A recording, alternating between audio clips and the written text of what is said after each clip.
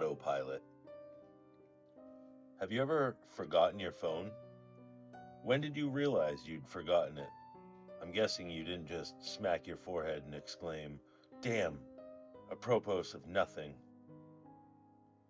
The realization probably didn't dawn on you spontaneously. More likely, you reached out for your phone, pawing open your pocket or handbag, and were momentarily confused by it not being there. Then you did a mental restep of the morning's events. Shit! In my case, my phone's alarm woke me up as normal, but I realized the battery was lower than I expected. It was a new phone and it had this annoying habit of leaving applications running that drained the battery overnight.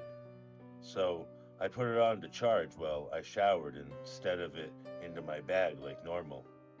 It was a momentary slip from the routine, but that was all it took. Once in the shower, my brain got back into the routine. It follows every morning, and that was it. Forgotten. This wasn't just me being clumsy. As I later researched, this is a recognized brain function. Your brain doesn't just work on one level, it works on many.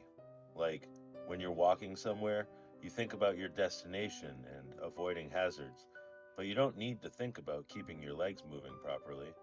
If you did, the entire world would turn into one massive hilarious quap cosplay. I wasn't thinking about regulating my breathing. I was thinking whether I should grab a coffee on the drive to work. I did. I wasn't thinking about moving my breakfast through my intestines.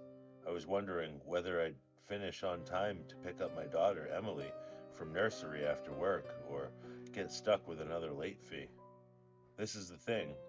There's a level of your brain that just deals with routine, so that the rest of your brain can think about other things. Think about it. Think about your last commute. What do you actually remember? Little, if anything, probably. Most common journeys blur into one, and recalling any one in particular is scientifically proven to be difficult. Do something often enough and it becomes routine. Keep doing it, and it stops being processed by the thinking bit of the brain and gets relegated to a part of the brain dedicated to dealing with routine. Your brain keeps doing it without you thinking about it. Soon, you think about your route to work as much as you do keeping your legs moving when you walk, as in, not at all. Most people call it autopilot. But there's a danger there. If you have a break in your routine, your ability to remember the account for the break is only as good as your ability to stop your brain from going into routine mode. My ability to remember my phone being on the counter is only as reliable as my ability to stop my brain entering morning routine mode, which would dictate that my phone is actually in my bag. I didn't stop my brain entering routine mode. I got in the shower as normal. Routine started. Exception forgotten. Autopilot engaged. My brain was back in the routine. I showered. I shaved. The radio forecast amazing weather. I gave Emily her breakfast and loaded her into the car. She was so adorable that morning.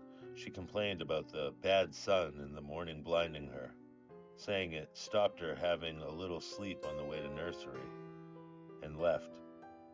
That was the routine. It didn't matter that my phone was on the counter, charging silently. My brain was in the routine, and in the routine, my phone was in my bag. This is why I forgot my phone. Not clumsiness, not negligence, nothing more. My brain entering routine mode and overriding the exception. Autopilot engaged. I left for work. It's a swelteringly hot day already. The bad sun had been burning since before my traitorously absent phone woke me. The steering wheel was burning hot to the touch when I sat down. I think I heard Emily shift over behind my driver's seat to get out of the glare. But I got to work, submitted the report, attended the morning meeting. It's not until I took a quick coffee break and reached for my phone that the illusion shattered. I did a mental restep. I remembered the dying battery. I remembered putting it on the charge. I remembered leaving it there. My phone was on the counter. Autopilot disengaged. Again, therein lies the danger.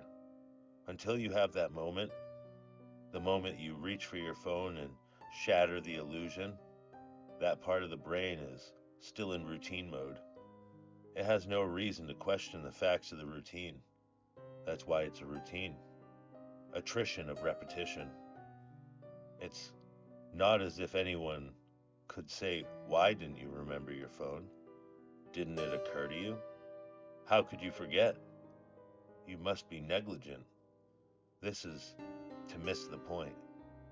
My brain was telling me that the routine was completed as normal, despite the fact that it wasn't. It wasn't that I forgot my phone. According to my brain, according to the routine, my phone was in my bag. Why would I think to question it? Why would I check? Why would I suddenly remember, out of nowhere, that my phone was on the counter? My brain was wired into the routine, and the routine was that my phone was in my bag. The day continued to bake. The morning haze gave way to the relentless fever of the afternoon heat. Tarmac bubbled. The direct beams of the heat threatened to crack the pavement. People swapped coffees for iced smoothies, jackets discarded, sleeves rolled up, ties loosened, brows mopped. The park slowly filled with the sunbathers and barbecuers. Window frames threatened to warp. The thermometer continued to swell. Thank fuck the offices were air conditioned. But as ever, the furnace of the day gave way to cooler evenings. Another day, another dollar.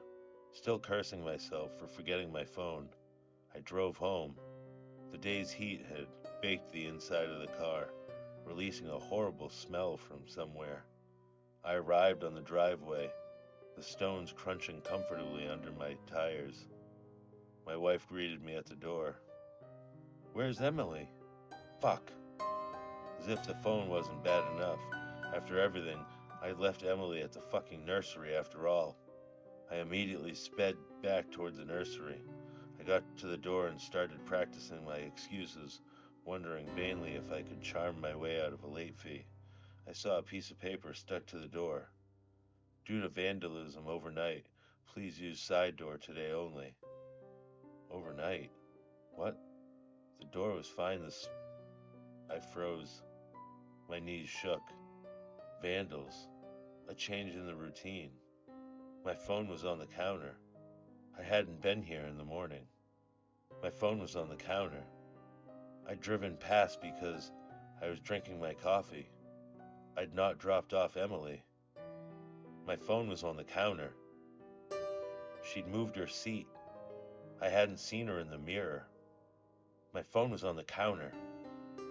She'd fallen asleep out of the bad sun. She didn't speak when I drove past her nursery. My phone was on the counter. She'd changed the routine. My phone was on the counter. She changed the routine, and I'd forgotten to drop her off. My phone was on the counter. 9 hours. That car. That baking sun. No air. No water. No power. No help. That heat. A steering wheel too hot to touch. That smell. I walked to the car door, numb, shock. I opened the door. My phone was on the counter, and my daughter was dead.